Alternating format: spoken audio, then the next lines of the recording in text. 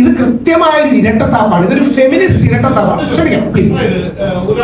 ക്രൈമാണോ എന്തായാലും ദ്വയാർത്ഥ പ്രയോഗം നടത്തി അത് ലൈംഗികമായി ലക്ഷ്യത്തോട് കൂടിയുള്ള ദ്വയാർത്ഥ പ്രയോഗം നടത്തി എന്ന് പറയുന്നത് ക്രൈമാണ്.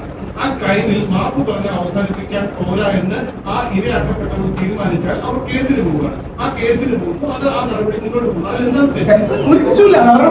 മാപ്പ് പറയണം എന്ന് പറഞ്ഞാൽ തീരുന്ന പ്രശ്നമല്ല. ഞാൻ ഒന്നുകൂടെ ആ പ്രശ്നം പറഞ്ഞോട്ടെ. ഭാരതീയ ന്യായ സംഹിത 75-ാം വകുപ്പ് 4-ാം ഉപവകുപ്പ് പ്രകാരം സെക്ഷുവലി കളേർഡ് റിമാർക്സ്, ഇതാണ് ശ്രീ ബോബി ചെമ്മണ്ണൂർ കേസ്. ആ കേസ് ഒരുപാട് നിലനിൽക്കില്ല എന്നറിയാവുന്ന നമ്മുടെ പോലീസുകാർ കുറച്ചുകൂടെ ഗ്രാവിറ്റിയും സ്പൈസും കൂട്ടാനായി ഇനി വലിയ വലിയ കാര്യങ്ങൾ കൊണ്ടുവരും. അതിന്റെ ഭാഗമായിട്ട് ഇന്നലെ മൊഴിയെടുപ്പൊക്കെ നടന്നു മാധ്യമങ്ങളിൽ തന്നെ റിപ്പോർട്ട് വന്നു. അതായത് കേസിന് ഗ്രാവിറ്റി വേണമല്ലോ, കേസിന് ഒരു ഗും വേണമല്ലോ, അത് കൊണ്ടുവരും. അപ്പോ ഈ വിഷയത്തെ ഈ ബോച്ചെ പറഞ്ഞ തമാശ ഒരു സോഷ്യൽ റോങ് ആണ് എന്ന കാര്യത്തിൽ ആർക്കും തർക്കമില്ല. സാമൂഹികമായി ശരിയല്ലാത്ത കാര്യമാണ്. പക്ഷെ ബോധപൂർവം ബോച്ചയെ കൂടുതൽ കൊടുക്കണമെന്ന് ആഗ്രഹിക്കുന്നതും കുറച്ചധികം ദിവസം ജയിലിൽ കിടക്കണമെന്ന് ആഗ്രഹിക്കുന്നതും അതിൽ കൈയടിക്കുന്നതും ആരാണ്? കാര്യം അങ്ങനെ ബോച്ചയെ ജയിലിൽ കിടന്നാൽ അവർക്ക് എന്തോ വിജയം കിട്ടിയെന്നും അവര് പറഞ്ഞ നിലപാട് വിജയിച്ചു എന്നും കരുതുന്ന ഒരുപാട് പേർ. അതായത് ഇത് രഹസ്യമായിട്ടൊന്നുമില്ല കേട്ടോ, പരസ്യമായിട്ട് മുഖ്യധാരാ മാധ്യമങ്ങളിൽ നമ്മുടെ മുഖ്യധാര ആങ്കർമാർ 2 ദിവസം ജയിലിൽ കിടക്കട്ടെ എന്ന് പറയുന്നതിന്റെ സന്തോഷം എടുക്കുക. ഇതിന്റെ മറുവശം എന്താ അറിയാമോ? എല്ലാവർക്കും എല്ലാരെയും കൊടുക്കാനാണ് താല്പര്യം.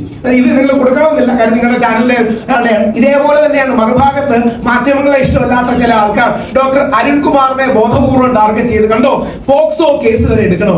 കാര്യം എന്തുകൊണ്ടാ? എല്ലാവർക്കും എല്ലാവരോടും ദേഷ്യം, എല്ലാവർക്കും എല്ലാവരെയും ഏറി കയറ്റണം, എല്ലാവർക്കും എല്ലാവരുടെയും ഏതെങ്കിലും ഒരു വാക്ക് അവിടെ നിന്ന് ഇവിടെ നിന്ന് വീഴുന്നതിനെ ചാടി പിടിച്ച് മോശക്കാരാക്കണം. ഈ മാധ്യമങ്ങളെല്ലാം കലോത്സവം കവർ ചെയ്യാൻ പോകുന്നത് അവിടുത്തെ പിള്ളേർക്ക് എന്തെങ്കിലും ഗുണമുണ്ടാകട്ടെ എന്ന് കൂടെ വിചാരിച്ചല്ലേ? നാളെ ഇതേ ഈ കലോത്സവ വേദികളിൽ നിന്ന് വിനീതും കാവ്യമാധവനും അല്ലെങ്കിൽ മഞ്ജു വാര്യരും നവ്യ നായരും ഒക്കെ ഉയർന്നു വരണം വിചാരിച്ചിട്ടല്ലേ? അദ്ദേഹം ഒപ്പന പറഞ്ഞ ഒരു പെൺകുട്ടിയോട് തമാശ രൂപേണ ഒരു കാര്യം പറഞ്ഞു. അതിനെതിരെ ശിശു ബാലാവകാശ കമ്മീഷൻ കേസെടുക്കുന്നു, പോക്സോ ഇടണമെന്ന് പറയുന്നു. എന്തിനാണ്? കാര്യം എല്ലാവർക്കും എല്ലാവരെയും ഏറിലാക്കണം. ഏതെങ്കിലും ഒരു വാക്ക് തെറ്റ് പറഞ്ഞാൽ തമാശ പറഞ്ഞല്ലേ സാർ? ആരെങ്കിലും മനഃപൂർവ്വം മോശമായി പറയുന്നതാണ്.